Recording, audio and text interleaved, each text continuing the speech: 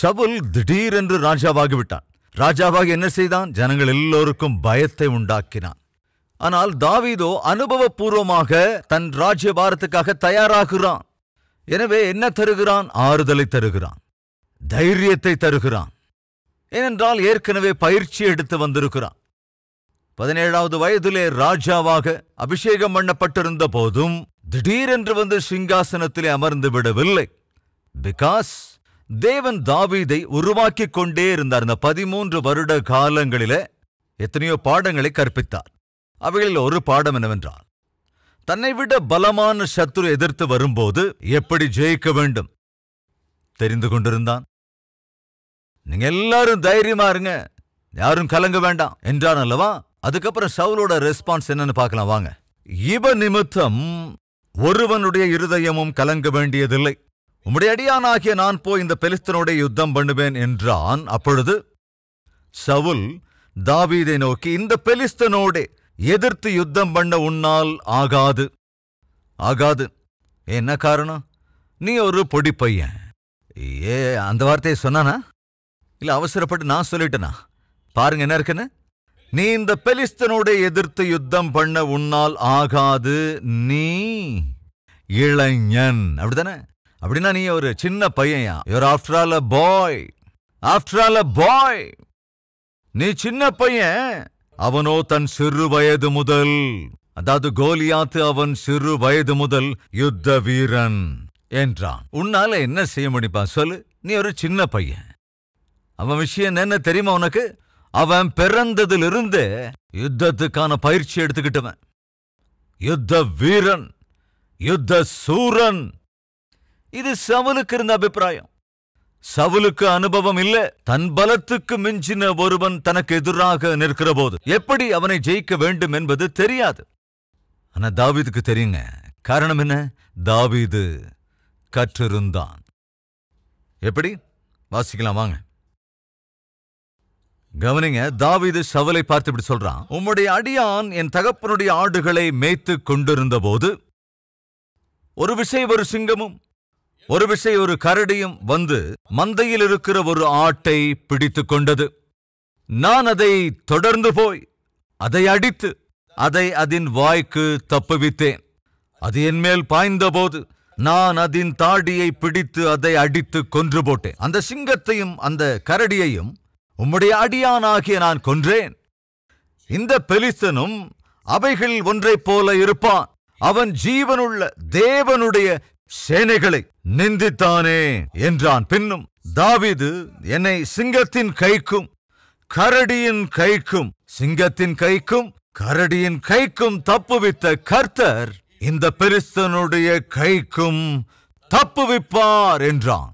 அப்பொழுது சவுல் தாவீதை பார்த்து, போ, கர்த்தர் உன்னுடனே கூட இருப்பாராக என்றான். நல்ல கவனிங்க.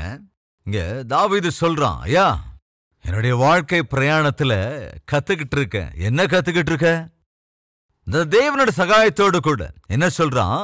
ஒரு முறை ஒரு சிங்கத்தின் கைக்கும் இன்னொரு முறை இன்னொரு கரடியின் கைக்கும் என்னுடைய பலத்தினால ஜிம் ஜிம் எப்படிங்க? ஜிம்மோட பலன் ஜிம்மோட பலன்னு சொல்லல. என்ன சொல்றான்? தேவனாகிய கர்த்தர் அந்த சிங்கத்தின் கைக்கும் கரடியினுடைய கைக்கும் என்னை தப்புவித்தார். அதே தேவன் இந்த பெலிஸ்தனுடைய கைக்கும் கூட தப்புவிப்பார். அனுபவம். அந்த கரடியை ஒருவேளை கொல்லாம இருந்திருந்தா அல்லது அந்த சிங்கத்தை கொல்லாம இருந்திருந்தா தாவீது கூட கொஞ்சம் யோசிச்சிருப்பான். சகோதர சகோதரிகளே, தேவன் உங்களுக்கு பதில் தரணும்னு ஆசைப்படுறீங்களா என்றால் கரடியை எதிர்கொள்ளுங்கள், சிங்கத்தை எதிர்கொள்ளுங்கள். அப்படின்னா காட்டுக்கு போகணுமான்னு கேட்காதீங்க. இந்த கரடிகளும் அதே போல சிங்கங்களும் நீ தினந்தோறும் எதிர்கொள்ளுகிற சோதனைகளாக இருக்கலாம். அதேபோல் தினந்தோறும் எதிர்கொள்ளுகின்ற பிரச்சனைகளாக இருக்கலாம், கஷ்டங்களாக இருக்கலாம். இந்த சிங்கங்கள் உங்கள் நண்பர் ரூபத்தில் இருக்கலாம், அல்லது கரடிகள் சோதனையின் ரூபத்தில் இருக்கலாம். சில சந்தர்ப்பங்களும் கணவரே கரடியா இருக்கலாம். கொண்டு போயிடுங்க. ஓகேங்கிறீங்களா? சோ தேவன் என்ன சொல்றார் அப்படின்னா, நான் உனக்கு பதில் தரது ஒன்றும் பெரிய கஷ்டம் இல்ல. ஆனால் பதிலை உனக்கு தருகிற போது அதை உங்களால ஹேண்டில் பண்ண முடியலன்னா அது வேஸ்ட் ஆயிடும். அப்படித்தானே? எனவே அந்த பதிலை பெற்றுக்கொள்ளுகிற அந்த நாளுக்கு முன்பு நீங்கள் பயிற்சியை எடுத்துக்கொள்ள வேண்டும். நான் முதல்ல சொன்னேன்ல, உங்க பையனுக்கு ஒரு பைக் வாங்கி கொடுக்கணும்னா முதல்ல உங்க பையனுக்கு என்ன தெரியணும்? அந்த பைக் ஓட்டுறதுக்கு தெரியணும். அப்படி ஓட்டணும்னா அது கட்டாயமா பயிற்சி எடுத்திருக்கணும், அதற்கான நேரத்தை ஒதுக்கி இருக்கணும், அதுல தேர்ச்சியை பெற்றிருக்கணும்.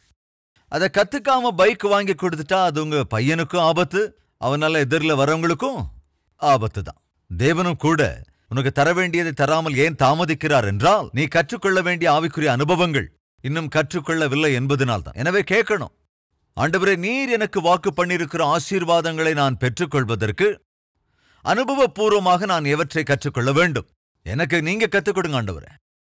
எந்த அனுபவமும் எனக்கு இல்லாததினால், எந்த அருகதையும் எனக்கு இல்லாததினால் நீ தர வேண்டும் என்று நினைக்கிற பதிலை நான் என்னால் தான் தாமதங்களை உண்டாக்கி கொண்டிருக்கிறேனோ என்னவோ, என்னை அந்த பதிலுக்கு ஏற்றபடி தயாராக்குங்க ஆண்டவரே. தாவீதை தயாராக்கினீரே, என்னையும் அதே போல் தயாராக்குங்க என்று ஜெபிப்பது மிகவும் அவசியம். தாவீதை தேவன் தயார்படுத்திக் கொண்டிருந்தார். முதலாவது சவுலின் வீட்டுக்கு கொண்டு வந்தார். சவுலின் வீட்டுக்கு வந்து அவன் சுர மண்டலத்தை வாசிக்கின்ற போது சவுலுக்கும் தாவீதின் மீது அன்பு பெருகியது. எனவேதான் சவுல் தாவீதினிடத்திலே கேட்கிறான், நீ என்னுடைய ஆயுததாரியாக வருகிறாயா? எதுக்குங்க? என் ஆயுதங்களை சுமப்பாயா?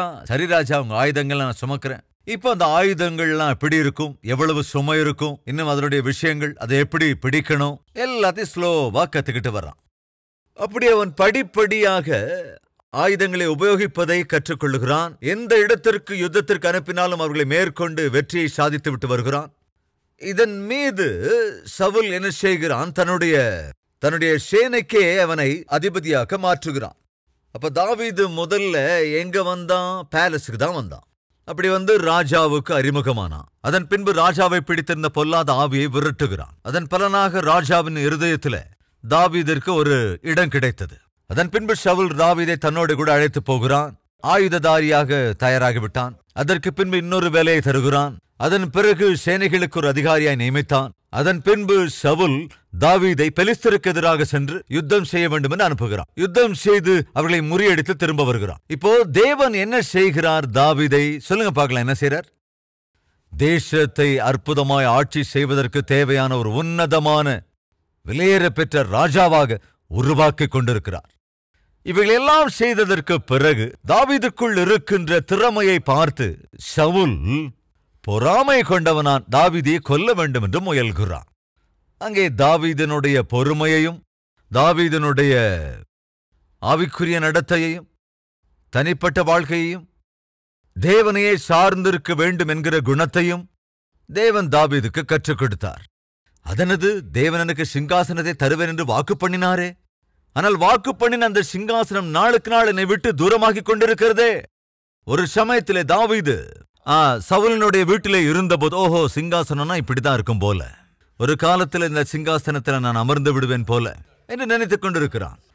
சவுலின் வீட்டை விட்டும் சிங்காசனத்தை விட்டும் இப்போ சேனையில ஜாயின் ஆகிறான். சேனைனா இப்படித்தான் இருக்கும் போல, சேனாதிபதிகள்னா இப்படிதான் இருப்பாங்க போல, இதெல்லாத்தையும் தெரிஞ்சுக்கிறான். அதை தொடர்ந்து சேனைக்கு அதிபதியாக நியமிக்கப்படுறான். இந்த சேனை எல்லாத்தையும் கூட வழி நடத்தணும்னா இந்த திறமைகள்லாம் நமக்கு வேணும் போல, அதையும் கத்துக்கொள்ளுகிறான். அதன் பின்பு சடனாக சவுலுக்குள் வந்த பொறாமையினாலே ப்ரமோஷனை எடுத்து விட்டு விட்டான். சேனைகள் எல்லாவற்றுக்கும் அதிபதியாக வைத்த சவுலோ அதன் பிறகு அவனை 100க்கு அதிபதியாக்கினான். கொடுத்த ப்ரமோஷனை குறைத்து விட்டான். எவ்வளவு அவமானம் பாருங்க. தாவீது அவமானங்களை எதிர்கொள்ள வேண்டியிருந்தது. அவமானத்தினுடைய வேதனையை புரிந்து கொள்ள வேண்டியிருந்தது. நேத்து வரைக்கும் மொத்தமா ஆபீஸ் எல்லாத்துக்கும் அதிகாரியாக இருந்தவன் சடனாக ப்ரமோஷனை இழந்து போய் மறுபடியும் தாழ் நிலைக்கு வந்து உத்தியோகம் பண்ணுவது சுலபமல்ல. எவ்வளவு அவமானம் யோசிச்சு பாருங்க. அந்த அவமானத்தை அவன் சந்திக்க வேண்டும். அந்த அவமானத்தை எப்படி எதிர்கொள்ள தேவன் கற்றுக் கொடுத்தார். அதுக்கப்புறம் பாருங்க, அந்த வேலையும் கூட போயிடுச்சு. இப்படி இருந்த வேலையும் போயிட்டா நிலைமைன்னு சாப்பிடவே கஷ்டம், இருக்கிறதுக்கு கூட இடலைங்க. அதை கூட தாவீது அனுபவித்தான். சேனைகளுக்கு அதிபதியாக இருந்தவன் சேனைக்கு அதிபதியாக மாறி அதற்கு பிறகு உத்தியோகத்தையும் இழந்து அதன் பின்பு சாப்பாட்டுக்கே கஷ்டப்படுகிற நிலைமை. இவ்வளவு அனுபவங்களுக்குள் தாவீது கடக்க வேண்டி இருந்தது. எதற்காக என்ன செய்யறான்னு தான் பார்க்கலாம். இந்த கஷ்டங்களுக்குள்ள, இந்த சிரமங்களுக்குள்ள, இந்த பிரச்சனைகளுக்குள்ளே ஒருவேளை தாவீதை நான் கொண்டு போகிற போது ஆக்சுவலாக தாவீது எப்படி ரியாக்ட் பண்ணுகிறான்? தயவு செஞ்சு கவனிங்க. மறுபடியும் சொல்றேன், எந்த பொருளை நீங்க பயன்படுத்தினாலும் அதை டெஸ்ட் பண்ணும். அது உண்மைன்னா ஒரு மனிதனை ராஜாவாக ஆக்கணும்னா அதுக்கு டெஸ்ட் வேணும் தானே? தேவன் டெஸ்ட் பண்ணினார். ஒரு ஸ்டெப்பா தாவீது உன்னத நிலைக்கு, ஒரு காலத்துல ஒரு ஆடு மேய்ப்பன், அப்படிப்பட்ட நிலையில் இருந்தவன் தேசத்துக்கு அதிபதியாக வேண்டுமென்றால் அதற்கான ப்ரமோஷனை பெற்று அதுக்கப்புறம் ஒவ்வொரு ஸ்டெப்பா கீழே இறங்கி இப்ப சாப்பாட்டுக்கே கூட கஷ்டப்படுற ஒரு நிலைக்கு தள்ளப்பட்டு காட்டுக்குள்ள உயிரை கையில பிடிச்சுக்கிட்டு ஓட வேண்டி இருந்தது. அது எவ்வளவு கஷ்டமா இருந்திருக்கும். இன்றைக்கு நம்ம மத்தியில் யாராவது இருக்கீங்களா? ஒரு காலத்துல நல்லா வாழ்ந்தங்க, ஒரு காலத்துல நல்ல வேலைங்க, ஒரு காலத்துல 10 பேருக்கு உதவி செஞ்ச கையுங்க இது. ஆனா இன்னைக்கு ரொம்ப கஷ்டமான சூழலுக்குள்ள இருக்கிறோம். என்னமோ எங்க நிலைமை திடீர்னு தலைகீழா மாறிடுச்சு, தாறுமாறா போயிடுச்சு. இன்னைக்கு சாப்பாட்டுக்கே கூட கஷ்டப்படுறோம். ஏன் இப்படியெல்லாம் நடந்ததோ எங்களுக்கு ஒன்னும் புரியல அப்படிங்கிறீங்களா? உங்களுக்கு மட்டும் இல்லைங்க, தாவீதுக்கும் கூட அதே மாதிரி தான் நடந்தது. யோசேப்புக்கும் கூட அதே மாதிரி தான் நடந்தது. யோசேப்பு யாக்கோபினுடைய பிரியமான குமாரன். யோசேப்பு தன் தகப்பனால் பல வருண அங்கியை அணிவிக்கப்பட்ட ஒரு குமாரன். ஆனால் சடனா வஸ்திரம் இல்லாதவனாக மாற்றப்பட்டான். அநியாயமாய் சில வெள்ளி காசுக்காக யோசேப்பு விற்கப்பட்டான். ஒரு தனவானாக இருந்த யாக்கோபின் குமாரனாக செல்லப்பிள்ளையாக இருந்த யோசேப்பு ஒரு சமயத்துல அடிமையாக ஒரு வீட்டு வேலைக்கு சேர வேண்டி இருந்தது. அடிமையாக ஒரு வீட்டு வேலைக்காரனாக ஜாயின் பண்ணின யோசேப்பு படிப்படியா போத்திஃபர் என்கிற பெயருடைய 100க்கு அதிபதியின் வீட்டிலே எல்லாவற்றின் மீதும் இன்சார்ஜ், என்னங்க போஸ்ட்? இன்சார்ஜ் போஸ்ட் கிடைச்சது. இன்சார்ஜ் வேலை பெற்றுக்கிட்டப்பா கொஞ்சம் செட்டில் ஆயிட்டோம், ஒரு 10 பேருக்கு உதவி செய்ய முடியும், 10 பேருக்கு வேலை கொடுக்க முடியும் என்கிற ஸ்தானத்தை அடைந்த யோசேப்பு சடனாக அந்த இன்சார்ஜ் வேலையும் போயிடுச்சு, அந்த ப்ரமோஷனும் போயிடுச்சு, ஏன் தான் வேலையே போயிடுச்சு. கடைசிக்கு ஜெயிலில் அடைக்கப்படுறான். உன்னதமான ஸ்தானத்தில் இருந்து திடீர்னு கீழே வந்து இது வரைக்கும் நான் கடைசியில ஜெயில தன் எஜமானியையே கெடுக்க பார்த்தான் என்ற ஒரு அவமானகரமான பெயரோடு சிறைச்சாலையிலும் அடைக்கப்படுகிறான்.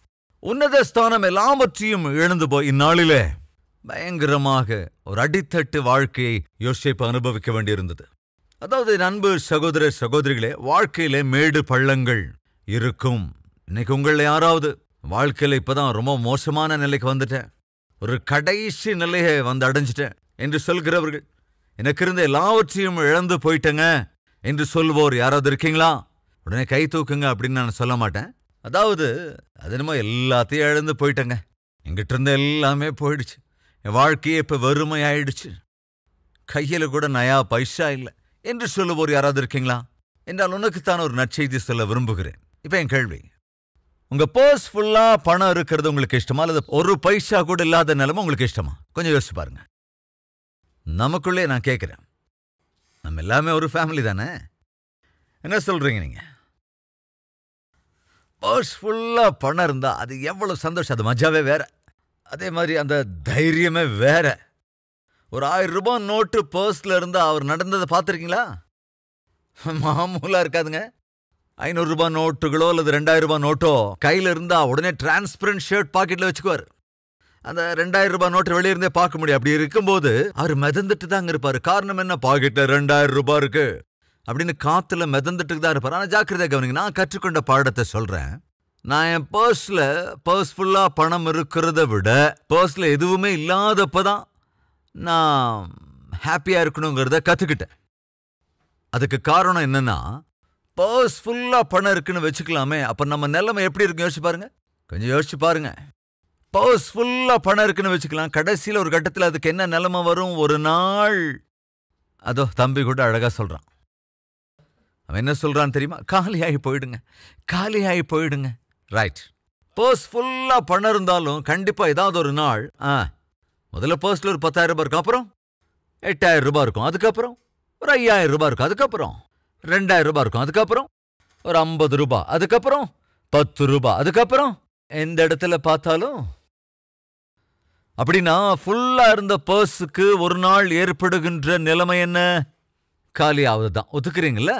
ரைட். இப்போ காலியா இருக்கிற பர்ஸுக்கு இனி வரும் நாட்கள் ஏற்பட போற நிலைமை என்ன? யோசிச்சு பாருங்க.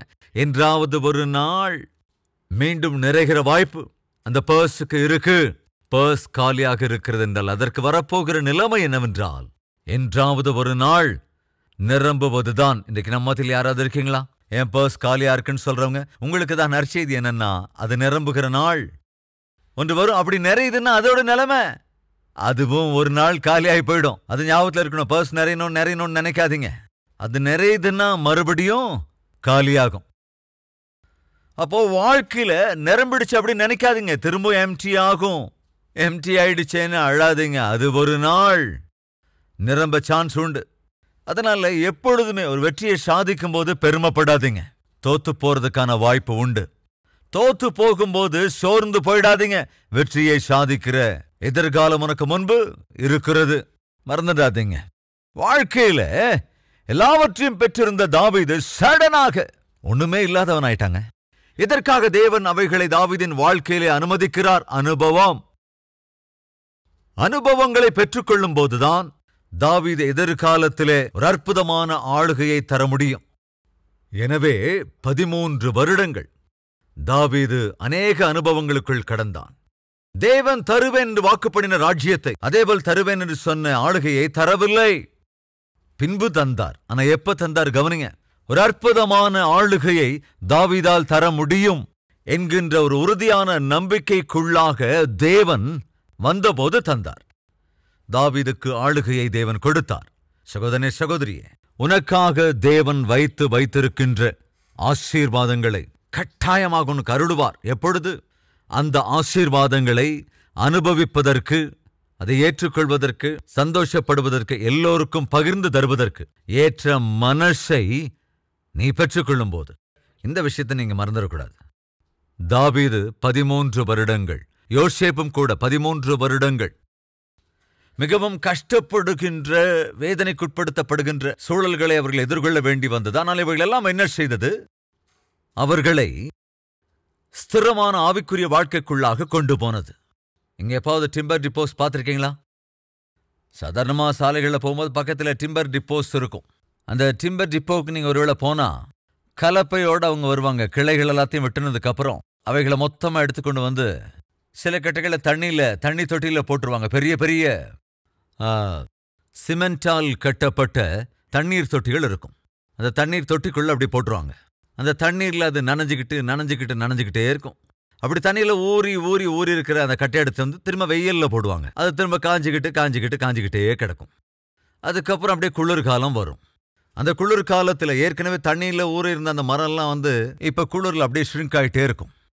தண்ணீர்ல நனைகிறது சிலதென்றால், வெயில்ல காயறது சிலதென்றால், குளிர்ல போடப்பட்டு ஷ்ரிங்க் ஆயிட்டு இருக்கிறது சிலது. ஆனா அந்த டிம்பர் டிப்போல வேலை செய்யறவங்க என்ன செய்வாங்கன்னா, அதே மரங்களை தண்ணியில போட்டு கொஞ்ச நாள் அப்படியே விட்டுருவாங்க.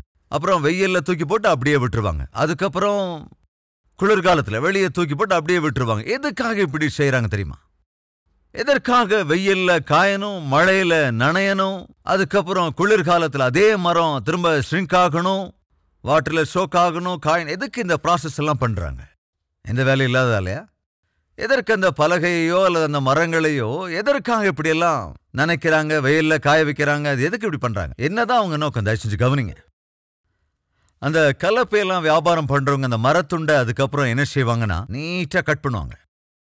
அப்படி கட் பண்ணும்போது சிலதை கதவா உருவாக்குவாங்க, கட்டெல்லாம் உருவாக்குவாங்க, சேரா உருவாக்குவாங்க, வாசர் கதவா தயாராக்குவாங்க.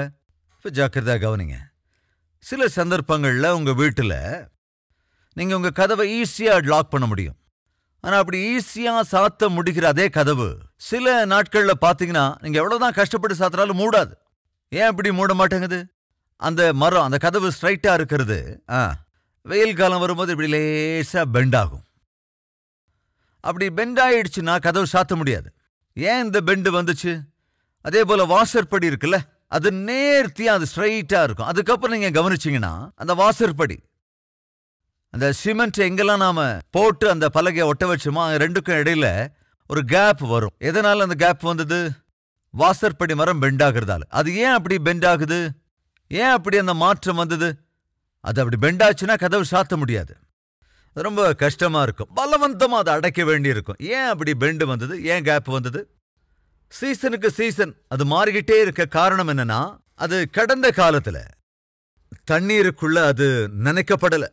அதே மாதிரி வெயில் அது காயல. குளிர்காலத்துல அது ஷ்ரிங்க் ஆகல. இந்த சீசனுக்குள்ளெல்லாம் அது போகல. அதனாலதான் இந்த சீசனுக்குள்ளெல்லாம் போகாத மரத்தால ஒருவேளை கதவு செஞ்சோம்னா சீசன்ஸ்ல அது பெண்ட் ஆயிடும். ஆனா முன்னாலேயே அது நனைக்கப்பட்டு, முன்னாலேயே அது சோக் பண்ணப்பட்டு, வெயில்ல அது காஞ்சு காய வைக்கப்பட்டு, மழையில நனைஞ்சு, குளிர்ல ஷ்ரிங்க் ஆகி, இப்படி எல்லா விதத்திலையும் அது உள்ள போய் அனுபவபூர்வமா அது வார்த்ததுக்கு அப்புறம் அது அறுத்தெடுக்கப்பட்டா, அதை தேவையானபடி நம்ம வெட்டணும்னா கதவா செஞ்சா அது கதவா அப்படியே இருக்கும். அது ஸ்டெடியா அப்படியே நிற்கும். வாசற்படியா செஞ்சா வாசற்படியா இருக்கும். அதுக்கப்புறம் மாற்றங்கள் வராது.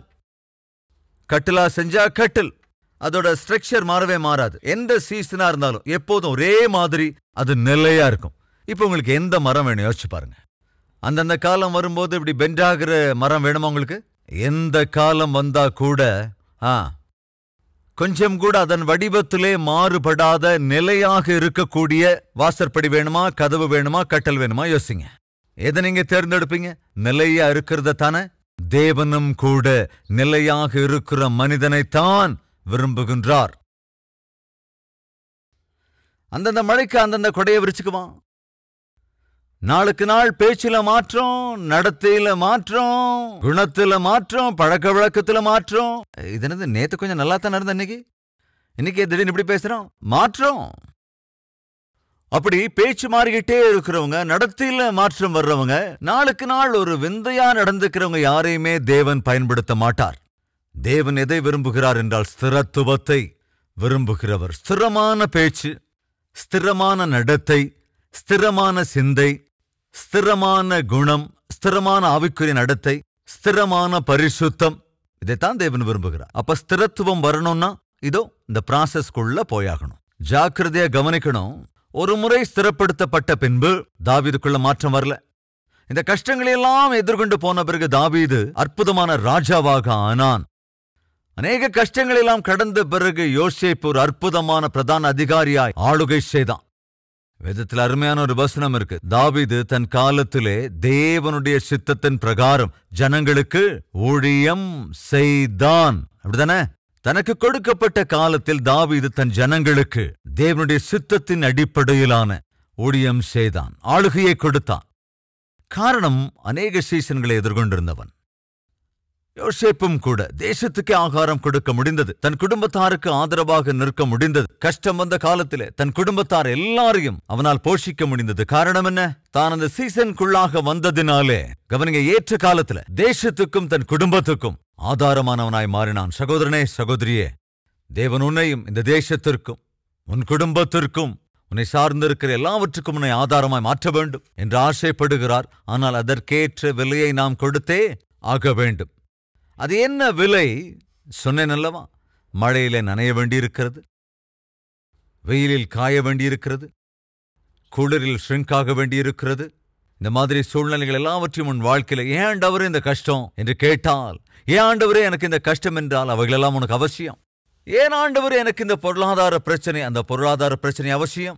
ஏன் ஆண்டவரே எனக்கு இந்த சுகவீனம், அந்த சுகவீனம் உனக்கு அவசியம். ஏன் ஆண்டவரே எனக்கு இந்த அவமானங்கள், அந்த அவமானம் உனக்கு அவசியம். ஏன் ஆண்டவரே? நான் ஒரு மேன்மையான நபராய் உன்னை மாற்றுவதற்காகத்தான், நான் விரும்புகின்ற ஒரு அற்புதமான நபராக உன்னை காண்பதற்காகத்தான் இவைகளை அனுமதிக்கிறேன்.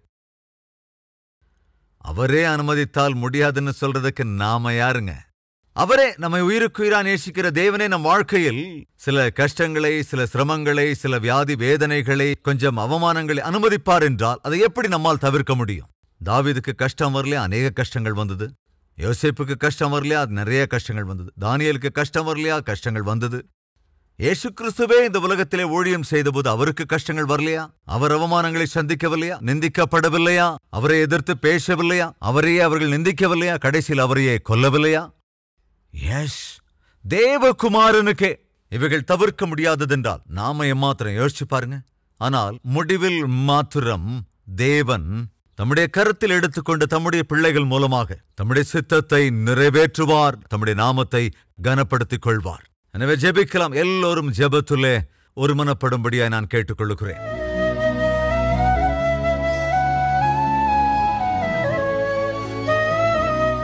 மகா பரிசுத்தமும் அன்பும் நிறைந்த பிதாவே, சவுல் திடீரென்று ராஜாவாக தேர்ந்தெடுக்கப்பட்டான். ஆபத்து வந்தபோது, அபாயங்கள் வந்தபோது, சத்துரு எதிராக வந்தபோது தேசம் முழுவதையும் அவன் பயப்படுத்தினான். ஜனங்கள் எல்லோரையும் பயப்படுத்தினான். எங்கள் மத்தியிலும் அப்படிப்பட்டவர்கள் இருக்கிறார்கள். நீர் விரும்புகிறபடி வாழாமல், நீர் விரும்புகிறபடி ஆவிக்குரிய காரியங்களை கடைபிடிக்காமல், ஆண்டவரே, தங்களை சுற்றி இருக்கிறவர்களை பயப்படுத்துவோர் இருக்கிறார்கள், கலங்க பண்ணுவோர் இருக்கிறார்கள், மிரட்டுவோர் கூட இருக்கிறார்கள். அது சவுலின் குணம். அப்படிப்பட்ட குணத்தை உடையவர்கள் இன்றைய வேளையிலே தங்கள் வாழ்க்கையை சரி செய்து கொள்ள வேண்டும். தாவீது தைரியத்தை கொடுக்கிறவன், தாவீது நம்பிக்கையை கொடுத்தவன், தாவீது உறுதியை கொடுத்தவன், நான் இருக்கிறேன் என்று ஆதரித்தவன், கலங்க வேண்டியதில்லை என்று சொல்லக்கூடியவன். அப்பேற்பட்ட குணத்தை, அப்பேற்பட்ட ஆவிக்குரிய நடத்தை எங்கள் ஒவ்வொருவருக்கும் அருளிச் செய்யுங்க ராஜா. இன்று ஒரு அற்புதமான செய்தி எங்களுக்கு கொடுத்திருக்கிறீர். என்னென்ன வாக்கு தத்தங்களை எங்கள் வாழ்க்கையில் நீர் செய்திருக்கிறீரோ அந்த வாக்கு தத்தங்களை நாங்கள் சுதந்திரித்துக் கொள்ளுகிற அந்த செயலிலே எங்கள் வாழ்க்கையை நீர் மேடு பள்ளங்களுக்கு நடுவே, தடைகளுக்கு நடுவே கொண்டு செல்லுகிறீர். அநேக பரீட்சைகளுக்குள்ளாக கொண்டு செல்லுகிறீர். அநேக நிலைமைகளுக்குள்ளாக நீர் கொண்டு செல்லுகிறீர். இவைகள் எல்லாமே கூட நாங்கள் சேர வேண்டிய இலக்கை சென்று அடைவதற்காக, பெற்றுக்கொள்ள வேண்டிய ஸ்தானத்தை, நிலையை பெற்றுக்கொள்வதற்காக எங்களுக்கு பயிற்சியை கொடுக்கும் என்ற யதார்த்தத்தை, சத்தியத்தை அறிந்து கொண்டு, அதை உணர்ந்து கொண்டு, எங்கள் ஆவிக்குரிய பிரயாணத்திலே ஆண்டவரே நாங்கள் எப்பேற்பட்ட நிலையில் இருந்தாலும் கவலைப்படாமல், சோர்ந்து போய் விடாமல், உமையே சார்ந்து கொண்டு, உம்முடைய வாக்கு தத்தங்களை கெட்டியாய் பற்றிக்கொண்டு, நீர் எங்களுக்கு அருளியிருக்கிற வாக்கு தத்தங்களை சுதந்திரித்துக் கொள்ளுகிற வரைக்கும் நாங்கள் விசுவாசத்தில் நிலைத்து நிற்க கிருபை செய்யுங்க. அற்புதமான செய்தியை இந்த நாளிலே ஒவ்வொருவருடைய இருதயத்திலும் விதைத்திருக்கிறீரப்பா. அந்த விதை எங்கள் வாழ்க்கையில் முளைத்து அற்புதமான விருட்சமாய் எங்கள் வாழ்க்கையில் வளர கிருபையிட வேண்டும் என்றும், எதிர்பாராத சூழலை கண்டு உம்முடைய பிள்ளைகள் சோர்ந்து போய் விடாதபடிக்கு நீர் ஆச்சரிய காரியங்களை செய்யக்கூடியவர் என்றும், அற்புதங்களை செய்கிறவர் என்றும், உமக்கு அசாத்தியமானது எதுவும் இல்லை என்றும் விசுவாசித்து தங்கள் வாழ்க்கையிலே வெற்றியை காண கிருபையருட வேண்டும் என்றும் இயேசு கிறிஸ்துவின் நாமத்தில் வேண்டிக் கொள்கிறோம் பிதாவே. ஆமென்.